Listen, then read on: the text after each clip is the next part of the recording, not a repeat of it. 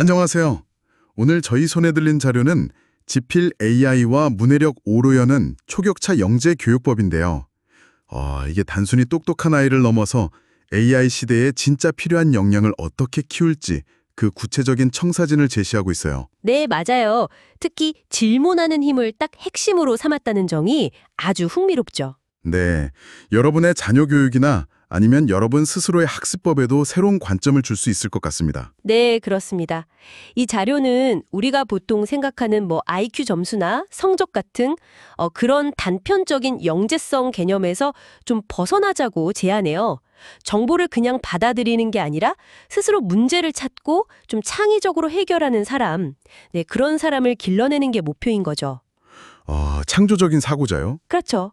그래서 언어 이해력, 패턴 인식, 또 메타 인지, 창의성, 호기심, 자기주도성 같은 이런 여러 능력이 좀 조화롭게 발달하는 걸 중요하게 봅니다. 그렇군요. 그래서 오늘 저희가 이 자료의 핵심 모델, 문해력 5단계, RQTW라고 하죠.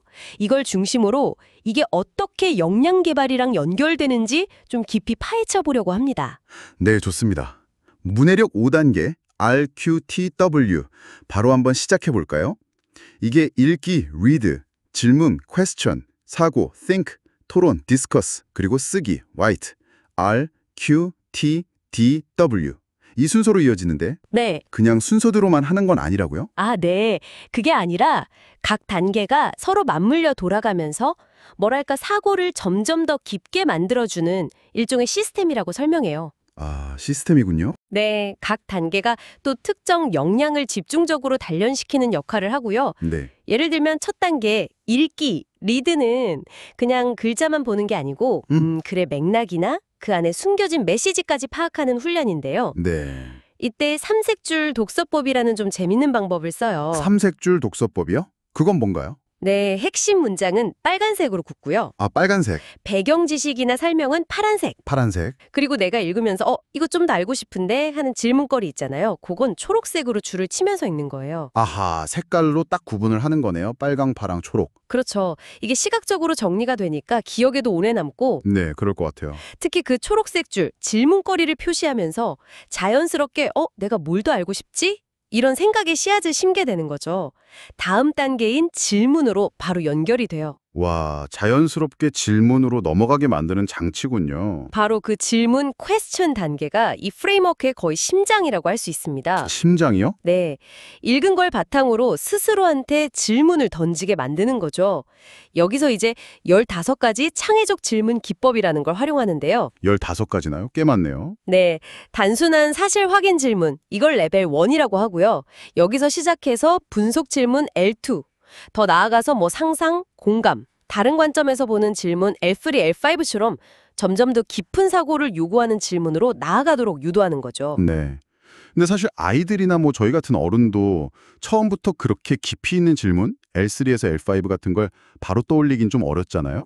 맞아요. 그게 쉽지 않죠. 혹시 자료에서 좀 쉬운 질문에서 자연스럽게 발전시키는 팁 같은 것도 좀 알려주나요? 그럼요. 좋은 지적이신데요. 자료에서도 그 질문 수준을 점진적으로 높이는 연습을 강조해요. 예를 들면 처음에는 그냥 주인공 이름이 뭐지? 네, 아주 기본적인 거요. 그렇죠. 그러다 주인공이 왜 그런 선택을 했을까? 레벨 2. 분석. 이걸 생각해보고 음흠. 더 나아가서 만약 내가 주인공이라면 다르게 행동했을까? 레벨 3 공감 관점. 라든지 아니면 이 이야기가 지금 우리 사회에 던지는 메시지는 뭘까? 레벨 4 적용 판단. 이런 식으로 질문을 확장하는 거죠. 단계별로 점점 깊어지는군요. 네, 그 자료에 중학교 2학년 지호 학생 사례가 나오는데 별은 왜 빛날까? L1, 이 단순한 호기심에서 시작해서 핵융합 원리, L2, 를 찾아보고 그러다 우주 생명체 존재 가능성, L4까지 생각이 막 꼬리에 꼬리를 물고 이어지는 거예요. 와, 질문 하나로 그렇게까지 탐구가 이어질 수 있군요. 그렇죠. 이런 경험을 통해서 탐구력이 자연스럽게 길러진다고 설명합니다. 필요하면 AI한테 관련 정보를 물어보고 비교 분석하는 연습도 하고요. AI까지 활용해서요. 흥미롭네요. 그럼 다음 단계인 사고, think에서는 어떤 도구들을 쓰나요? 네, 사고 띵크 단계는 이제 떠오른 질문에 대한 답을 좀 체계적으로 논리적으로 찾아가는 과정인데요. 마인드맵 같은 걸로 생각을 좀 시각화해 볼 수도 있고요. 아, 마인드맵. 네. 아니면 트리즈라고 이게 원래 공학 쪽 기법인데 창의적인 문제 해결 아이디어를 내는데 도움이 되는 발상법이거든요. 트리지요. 처음 들어보는데 신기하네요. 네, 혹은 뭐 스캠퍼 질문법 같은 걸 활용해서 아이디어를 막 확장하고 구체화하는 거죠. 다양한 생각 도구들을 활용하는군요. 그럼 토론 단계는요? 그냥 뭐 자기 생각 말하는 것 이상일 것 같은데요? 아, 그럼요. 토론 단계에서는 다른 사람들하고 이제 상호작용을 하면서 내 생각을 검증하고 또 발전시키는 거죠. 이때 뭐 EQ 카드라고 해서 감정어휘 카드를 써서 서로 감정을 읽고 반응하는 연습을 하기도 하고요. EQ 카드요? 감정 연습도 하는군요. 네, 아니면 뭐 유머 워크숍 같은 좀 재미있는 활동으로 소통 능력을 키우기도 하고 또 정해진 구조에 따라서 논리적으로 의견을 나누는 구조화 토론 연습도 합니다. 체계적인 토론 연습도 하는군요. 심지어 AI가 토론 중에 누가 말을 많이 하는지, 뭐 감정 어조는 어떤지 분석해서 피드백을 주기도 하고요. 와, AI가 토론 코치 역할까지? 대단한데요? 네. 그리고 마지막 쓰기 라이트 단계는 QG, 그러니까 퀘스천 가이드 북 템플릿 같은 걸 활용해서 탐구한 과정을 글로 쫙 정리하면서 성취감을 느끼게 하는 거죠. 아, 그래서 이 RQTW 사이클을 쭉 반복하면서 문해력이랑 영재성이 같이 쑥쑥 크는 그런 그림이네요. 네, 맞습니다. 그리고 또 하나 흥미로운 점은요. MBTI나 뭐 애니어그램 아니면 스트롱 직업 흥미 검사 같은 도구들을 보조적으로 활용한다는 거예요. 아, 그런 성격이나 흥미 검사요? 그걸 왜 활용하죠? 이게 뭐 영재성 자체를 재는 건 아니지만 아이의 타고난 기질, 예를 들어 좀 내향적인지 외향적인지 아니면 어떤 분야에 흥미를 느끼는지 이런 걸 파악해서 학습 활동을 맞춤 설계하는 데 도움을 준다는 거죠. 아하, 마침절개. 그렇죠. 예를 들어 내향적인 아이한테는 좀 깊이 있는 독서나 글쓰기 활동을 더 권하고 외향적인 아이한테는 좀 활발한 토론이나 프로젝트 활동을 더 추천하는 식으로요. 결국 아이마다 다른 성향이랑 흥미에 딱 맞춰서 최적의 질문 환경을 만들어주는 게 핵심이라는 거군요. 바로 그겁니다. 아까 AI 도구 활용 이야기도 잠깐 나왔는데 챗GPT 같은 생성형 AI 말고 또 어떤 식으로 활용이 되나요? AI는 정말 학습 전반의 파트너 역할을 해요. 뭐 자료 검색이나 어휘 학습 도우미는 기본이고요. 네. 글쓰기 초안 같은 거 보여주면 문법 교정해주거나 더 나은 표현을 제안하는 조언자 역할도 하고요. 오, 글쓰기 코치도 되네요. 그렇죠. 아까 말씀드린 토론 분석 피드백처럼 학습 과정을 좀 객관적으로 돌아보게 돕기도 하고요.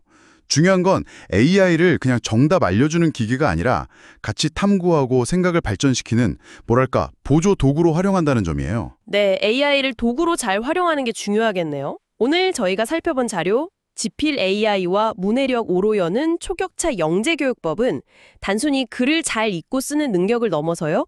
질문하고 또 깊이 생각하고 함께 토론하고 마지막으로 글로 완성하는 이 전 과정을 통해서 다차원적인 역량을 키우는 문해력 5단계 RQTDW 프레임워크를 제시했습니다. 네, 맞습니다. 뭐 삼색줄 독서법이라든지 단계별 질문법, 개인 맞춤형 학습 설계, 또 AI 도구 활용까지 당장 여러분의 학습이나 교육 현장에 적용해 볼 만한 구체적인 아이디어들이 참 많았던 것 같아요. 질문이라는 점입니다. 스스로 질문을 던지고 그 답을 찾아가는 그 여정 자체를 즐길 때 아이든 어른이든 정보를 그냥 소비하는 사람을 넘어서 가치를 창조하는 사람으로 성장할 수 있다는 그 메시지가 참 중요하다고 생각해요. 네, 질문의 힘 정말 다시 한번 생각하게 되네요. 이 자료가 여러분의 학습 여정에 좀 새로운 영감을 주었기를 바랍니다. 네, 여기서 한 걸음 더 나아가서 여러분께 이런 질문을 한번 던져보고 싶습니다. AI가 점점 더 많은 답을 정말 쉽고 빠르게 제공하는 미래가 오고 있잖아요. 어쩌면 이미 와 있고요. 그렇죠. 이런 시대에 정작 우리 인간에게 더 중요해지는 건 올바른 질문을 던지는 능력 아닐까요? 그렇다면 그 능력, 과연 어떻게 길러야 할까요? 이 질문에 대한 여러분만의 답을 찾아보는 것도 아주 의미 있는 탐구가 될 것 같습니다.